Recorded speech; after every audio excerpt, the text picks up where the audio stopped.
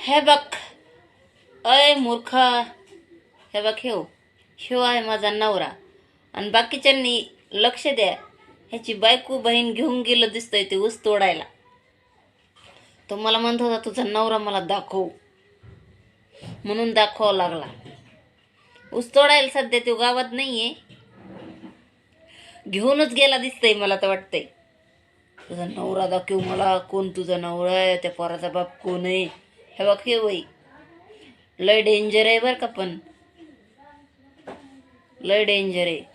आणि तू इतका विचारू राहिलास कोण दाखव, मला तर नक्कीच खात्री, नक्की तुझी बायको नाही तर बहीण, नाही तर दोघीला संगच घेऊन गेला दिसतंय.